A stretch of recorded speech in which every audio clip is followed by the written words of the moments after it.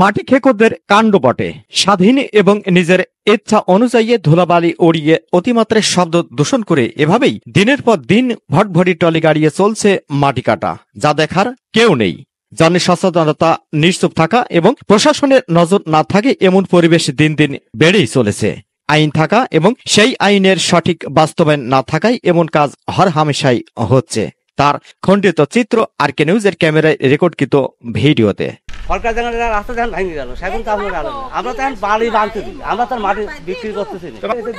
আপনি তো আক্তারের কাছে মাটি বিক্রি করছেন। হ্যাঁ, আক্তারের কাছে আক্তারের কাছে ভাড়ায় যাচ্ছে। আক্তারের কাছে তো মাটি বিক্রি করছেন। ওই যে আক্তার ওদিকে চলে যাচ্ছে। আমরা কি অভিযোগ আক্তার চিনি না? আমরা কি রাখবে? ওই যে আক্তার ওরা ওই যে কিছু কিছু জায়গায় যাচ্ছে, ওই যে ভাড়ায় যাচ্ছে। জসিমের ভাড়ায় তো আপনি মাটি যাচ্ছে। আমরা জানি না জসিমের ভাড়ায় যাচ্ছে। গরিব মানুষ এখন ভাড়া ভিতু মারি খায়, যে ভাড়া হয় সেই ভাড়ায় মারি। অন্যায় তো হচ্ছে, আর আমরা তো এটা শিওর জানি না যে মাটি কাটা অন্যায়। আমরা বেশিরভাগই যে উঁচু জমি টমি যেখানে আছে ওইগুলো আমরা সমান করি। এইখানে আজকেই প্রথম আইসে আমরা মাটি কাটতে।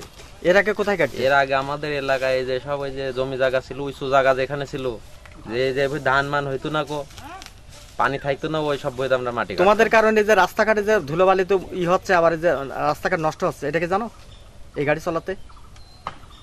আমরা তো সেরকম ভাবে নিয়ে যাইনি মাটি, তো আমাদের গাড়িতে মাটি রাস্তায় খুব একটা পড়ে না।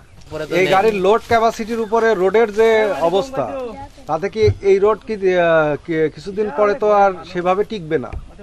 আমাদের গাড়ি লোড কত 25 মন 30 মন লোড হয়, কিন্তু গাড়ি তো আর একটা যাচ্ছে না, তাই না? এটা ঠিক আছে। তাহলে সব মিলে তো ভালো কাজ করছো না মন্দ কাজ করছো? কাজ তো এখন রাস্তা তো গাড়ি চলার জন্য কি, আর আমরা তো ওভারলোড দেই না, গাড়ির যেটুক পারে তার থেকে কমই দিই। মোহাম্মদ রফিক, আরকে নিউজ 24।